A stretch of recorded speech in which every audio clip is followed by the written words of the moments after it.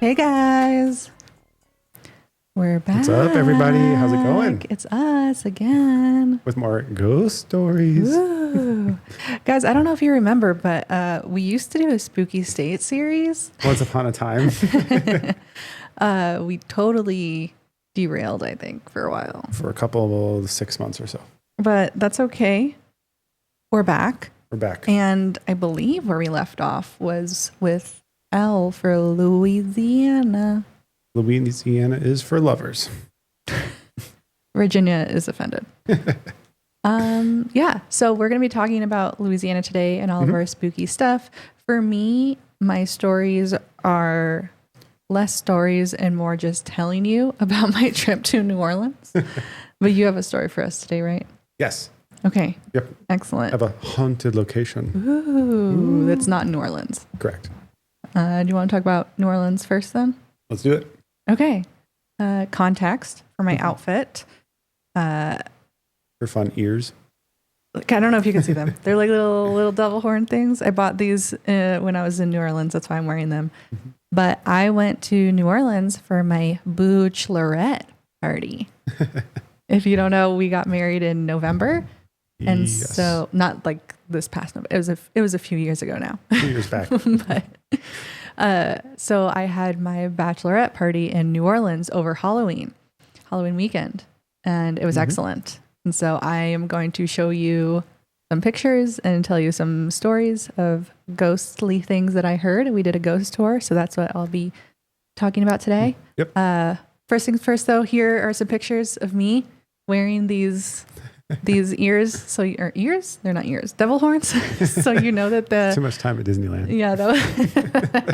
There is another Disneyland comment. My friend Monica, you've seen her. But she posted a snap. We were using Snapchat at the time. This is how long ago this was, I think. But here's a Snapchat of me when she was like really impressed that I thought that New Orleans looked like Disneyland. I was like, wow, this is really authentic to Disneyland. Just like the Pirates of the Caribbean. That's what I was thinking. Anyways, here's a picture of that. Okay, let's get into the haunted tales of those. Everyone at Louisiana is like, click off. Sorry, no, please. Okay, so we did a ghost tour, like I mentioned. So it was at night. It was me and my bachelorette party and 5 other bachelorette parties that evening. It was the night before Halloween, I think. Yeah, it was the night before Halloween. It was October 30th. And so we visited quite a few places. And here's one of the places that we visited was the house of LaLaurie, I think it's pronounced. Have you heard of this before? It's like the most famous one. Yeah. Yeah, Delphine was her first name, I believe. Okay. LaLaurie.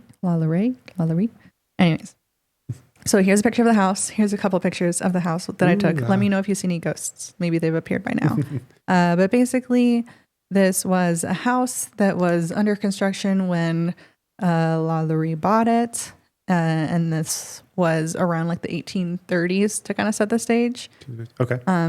So if you know her name, you probably know her name because she was a serial killer. Oh. Did you know that? I did not. Now you do. Okay. She was crazy. A serial killer woman in the New Orleans of 1830. Correct. Yeah. So in 1834, there was a kitchen fire at this property. To discover that, and that kitchen fire led the authorities to discover that there were enslaved people in the basement of the house. They were, not to get too like graphic, but they were not in good shape. They had been tortured. Jeez, you don't hear a lot about like serial killer women. Yeah. This is pretty. She's really groundbreaking. She's really setting the stage for women. She's like, I'm not going to be held to these She's like, I'm a standards. feminist serial killer. Okay, not funny. Okay, anyways. The people had been chained, tortured. Jeez. There was hidden rooms throughout this kind of mansion. And it caused an outrage, obviously. Naturally. And so there was like a mob of people, and they ended up storming the house and setting the house on fire.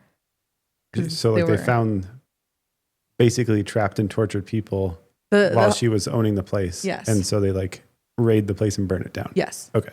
But she ended up getting away, and she fled to France, I think. Oh. Yeah. That's weird. Did she like die happy, peaceful life? I don't know actually what happened to her after that. Oh. But they didn't catch her. in the fire. Or Okay. anything. She just got away. Yeah. Okay. So anyways, the whole place burned down. It was then rebuilt. So what you see, like this actual building is not the one. This is like the rebuilt version. Okay. Fun fact that this is not going to be the first time you hear about my guy, but guess who owned the house? You might know. I'm going to go Nicolas Cage. Correct. He owned the house? Yes. Oh, that's He bought it weird. in 2007. Can you imagine having so much money that you're just like, oh, you know what? I'm going to buy We'll get this there. place too. We'll get there to the other places that he bought. But he bought it in 2007 for, this is 3.45 million. That seems low. But this anyways, was a while ago. They were arranged in such a way that his name is not like actually on the mortgage. He eventually ended up selling it shortly after. Okay. A lot of people have owned this house and then sold it because they said it was too haunted, essentially. And creepy stuff was happening. Not surprising. So another example of like creepy stuff happening before I get into the actual hauntings. So obviously it's haunted because of the awful things that happened there. But also in 1894, it was an apartment building at the time. And one of the residents were complaining that there was like a demonic presence in his apartment. And he kept like complaining to his friends and he says he felt a dark energy, et cetera, et cetera. Eventually he was found murdered in his apartment. And it looked like a robbery, except nothing of value was stolen. Jeez. So adding it to the haunting. But can you imagine like complaining of demons?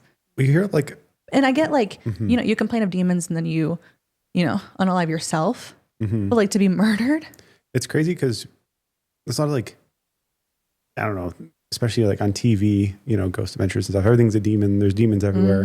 But you never hear about anything actually happening to the person who's claiming it, other than that they make a book deal or open an Airbnb. This guy did not open an Airbnb, unfortunately. That was pretty crazy. As well. So anyways, that was one example of hauntings that have taken place. But other things, for almost 2 centuries, people have reported weird things. Hearing screams, obviously, chains dragging, especially at night. A lot of residual energy of the people being tortured and captured in the basement there. Yeah, absolutely. Yeah. Shadowy figures appearing in the doorways. Some would describe them as like gaunt and with shackles or visible injuries as well. These ghosts, obviously, of the slaves. There's also the tenants who lived there in the 19th and 20th centuries complained of being scratched, bitten, and shoved. And like I mentioned, there was a guy who was tormented by spirits and then was found dead. So the scariest part of this, though, I haven't even gotten to yet. Oh, geez. So on the tour, I think they mentioned this on the tour because I remember being like especially freaked out.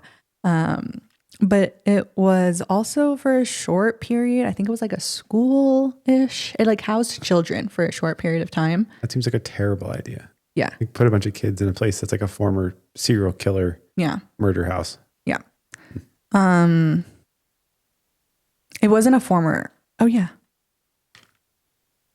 I don't think it was. I think this happened while she owned it, I believe. Okay. Yeah. Anyways.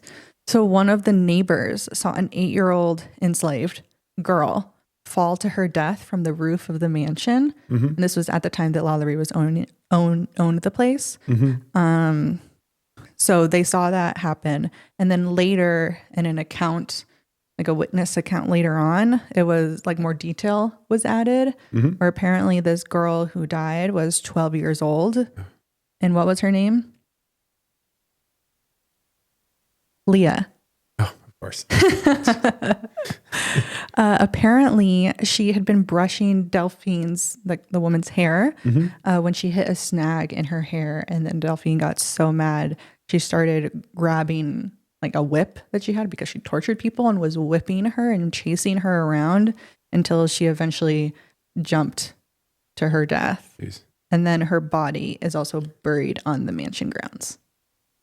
So there's just seems like there's so much negative, terrible, evil energy here that it's like almost like this one is like created something terrible there. Yeah, this is like evil stuff. This is not just like, oh, silly little ghost. Yeah. This is like, this place is like evil. Yeah, like, because she was evil. Yeah, she brought evil into the property, basically. Yeah, exactly. Yeah, the grounds. So terrible. I have a next one though. Here's a picture of this new place. Okay. Hotel Villa Convento, I believe it's called now. This one has a much more fun haunting story. Okay. So this was constructed in the early 1800s as a wealthy family, for a wealthy Creole family. Classic, burned down, I think was rebuilt. But it was converted to, in the mid 1800s, a bordello. Okay. For sailors, merchants, and soldiers in the French Quarter. This is when it picked up like most of the ghost stories that I'm going to talk about. Today, it's a hotel that you can, I think, stay at. Okay. So the fun part that they were telling us about this is that one of the primary ghosts of this place was, they call her like an angry madam, but she's essentially a man hater.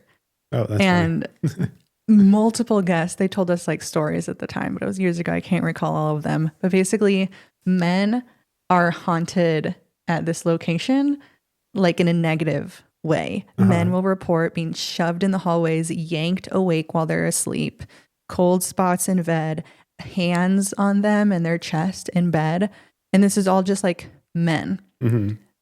Women, on the other hand, feel this protective energy. So it's said that this ghost, this woman ghost, is like protecting the women of the bordello from the obviously awful men that would come and treat them awfully there. I have an interesting theory. Yeah. I wonder if the men who are, because like presumably this woman was like a caretaker for the women employed there. So I wonder if the men who had bad experiences are bad men. Oh, actually, I think the tour guide said the same thing. Oh, okay. Yeah. Because that would make sense. Yes. Yeah. But apparently it's like in general, like if you're a man, you're much more likely to have a negative experience there. Okay. So if you go there and you stay there, anybody, and you're with a guy and the guy starts getting haunted, I'd watch out. Yeah. But obviously knocking, phantom visitors, usually in the early morning, they'll hear knocking at the door. They'll open the door. The hallway will be empty. Reports of women in old fashioned gowns drifting through the staircases and through mirrors, the smell of perfume, or like powder in empty rooms. But like I mentioned, the women who stay there describe the ghosts as comforting, like someone is watching over them. One guest wrote in a travel diary that she felt like someone was tucking her into the covers at night, like in a way like a mother would, not like a scary way. Not like you're being trapped and like pinned down. Yeah. But it's definitely said that this ghost hates men. Okay. And so I thought that was really fun. That's a good one for a bachelorette party. Yeah. That was a good one. Yeah. Some other places that we mentioned that I don't have explicit stories for are like the town square. There's a lot of haunted stuff that happened there. Here's some pictures of what that looks like. So it was actually really pretty. That's also where the picture was that I said looked like Disneyland was there. But going back to our friend Nicolas Cage, another, like in addition to the ghost tour, we also did a graveyard tour. Everything there is buried above ground because of the flooding that happens. So they don't want the bodies to wash away. And so they put everything above ground. And this is kept over generations. So in this example, like in this photo, you can see that people were buried in this family from like the 1813-ish to like 2013, which was really interesting. And then if you didn't have a family there, but you deserved to be buried there, even if you weren't wealthy enough to afford that, they had like different mass graves for people of certain backgrounds. So for example, like this one, it's beautiful architecture, which is why I'm talking about it and showing it. But this one is like where the Italians would be buried. And so they had one for like Italy. I think there was one for other places. It was a very cool place. Definitely recommend that you tour that place. But who is going to be buried there?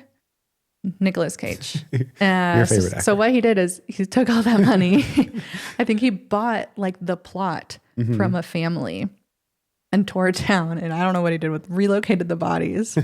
And here is a picture of what he erected in that graveyard. I don't know if graveyard is the right term, but and that's where he's going to be buried, in this pyramid. That's pretty dope. So a lot of Nicolas Cage around New Orleans, which is really funny. And perfect for you. Yeah. But highly recommend if you're a person who's a fan of spooky stuff, Definitely go check out New Orleans. Definitely go check out during Halloween time. Lots of fun parties as well. We did Bourbon Street. Here's some like clips of what that was like, so you can enjoy that. Or that anaconda one. Yeah, that one, that was really scary. I was not about it. Also, poor animal. But anyways, it was really fun. So I don't know. Just wanted to, there's a million more that I could go into, but I just wanted to highlight some ones that I had pictures of. So it'd be a little bit more engaging than just hearing me talk about it.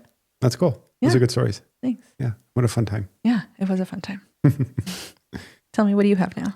Okay. Well, I have one. I chose one specifically outside of New Orleans because I knew you'd be talking about it. So I chose Myrtles Plantation that is in near St. Francisville, which is, if you think of Louisiana as like a boot, it's kind of like at the corner where the boot turns. Like goes from heel to sole. So it is a very old plantation that was built kind of in a classic Creole style. Initially, it was on 600 acres, although the current plot is only about 10 acres, but it was built in 1796 by General David Bradford. Now, what happened, interestingly, this guy he was a part of, you remember how when the U.S. was like forming, they had like those rebellion, like the Whiskey Rebellion and stuff? Well, he was part of that, and then he got like a price on his head, so he went to Spanish West Florida is what they called it, which was here. And so he set up... Oh, there. Yeah, where he set up here. Okay. So, and then eventually John Adams pardoned him, and his wife and kids could join him in Louisiana. Okay.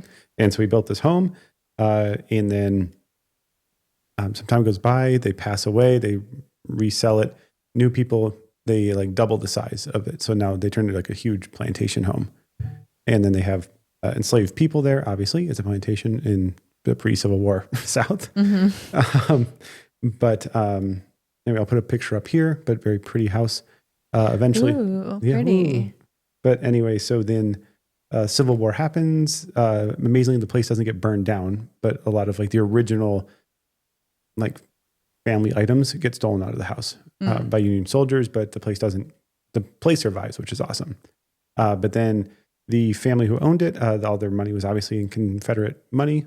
And so they lost all their money. Basically, they lost their fortune and had, sold and resold and blah, blah, blah. Eventually, like most of these places, eventually gets turned into a B&B. Oh, today? And, yep. Oh, cool. But interestingly, so it gets noted for its like paranormal nature, like pretty early on. So in 1948, actually, there was a book called Ghost Along the Mississippi. And this was featured in it. So they really played into it since then. Like this house, or like this place being haunted, and like the Louisiana like Commerce Department or something. Like this is a place that's known as like the one like the most haunted home in America. That's what they've been dubbing it. Yep. Okay, interesting. Yep. So you can go there, you can stay there, and since like the 70s, it's been an Airbnb. But it's very famous for one ghost in particular, and her name is Chloe. And there's a couple of versions of this story about what happened with Chloe.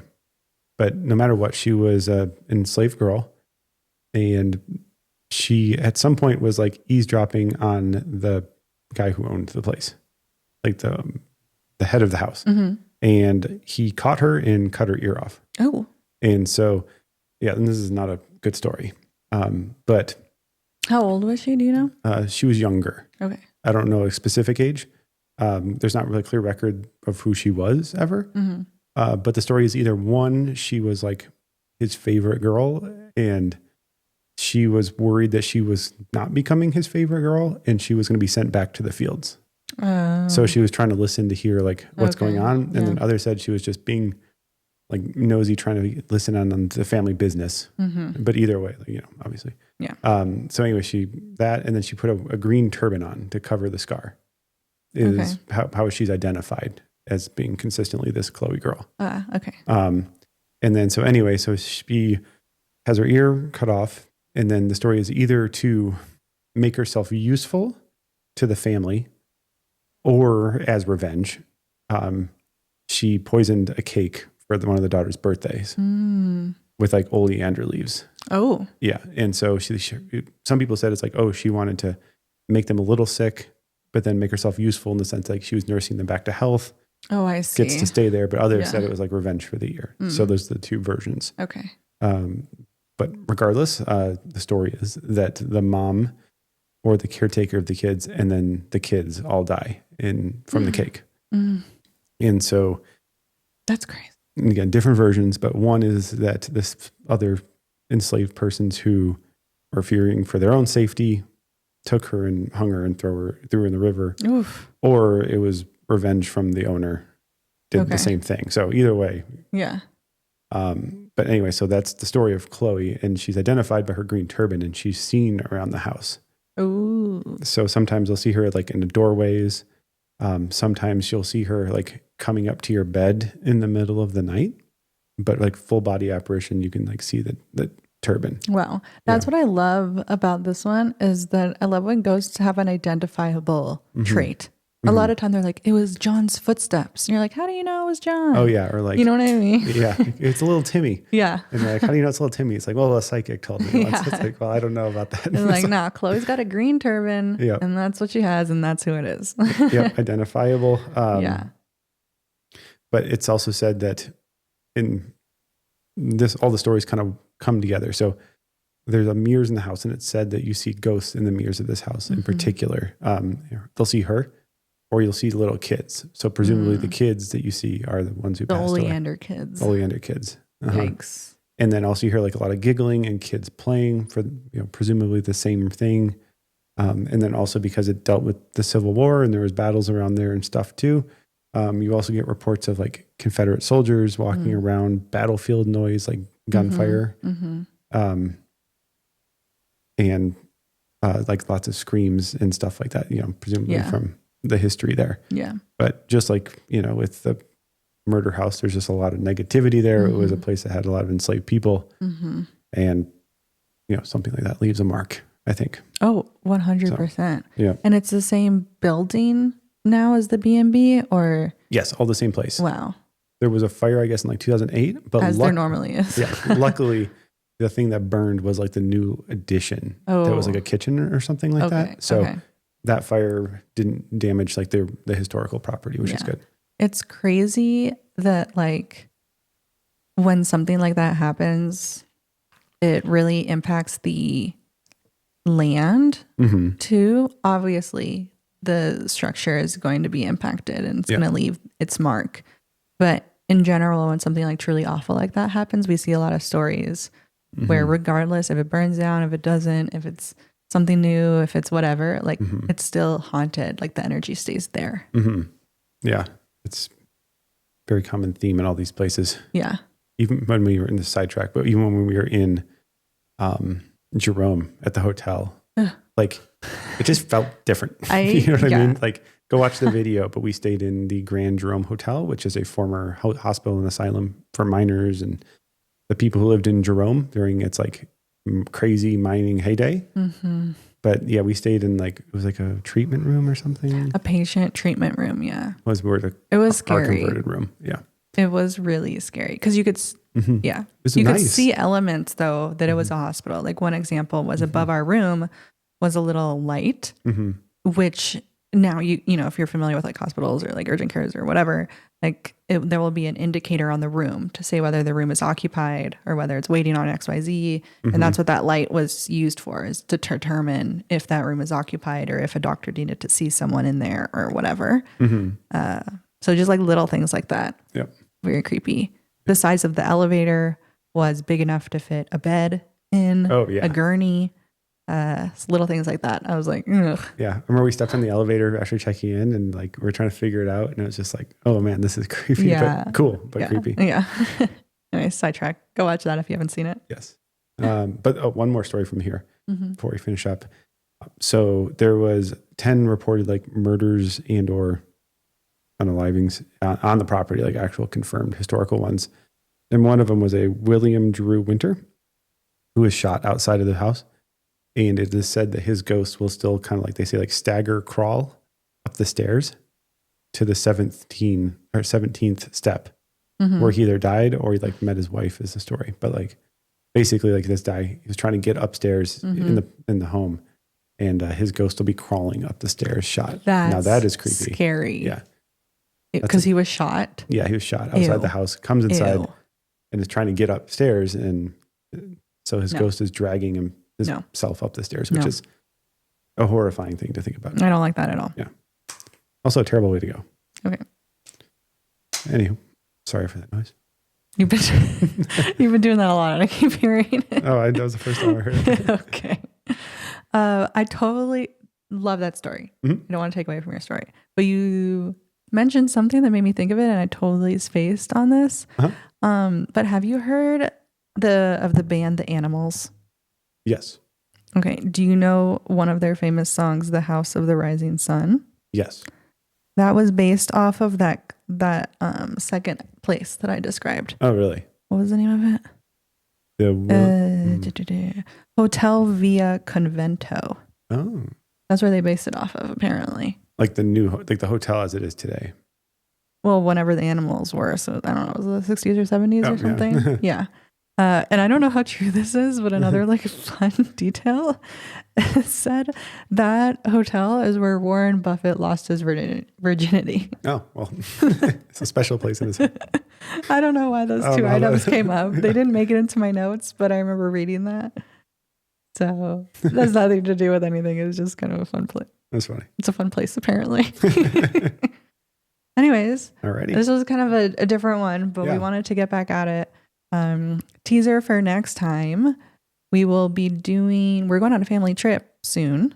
Yes. To the East Coast, far away from where we are. A long ways. Yeah. And we're definitely going to be doing some ghost tours there, I'm sure. So we'll have some follow up on that. Yeah. So I don't know if that's going to be the next episode you see. Bear with us. You might see us in the meantime, but definitely keep an eye out for those. Yep. Awesome. Cool. All right. Thanks, everyone. Thank you. Don't forget to stay spooky.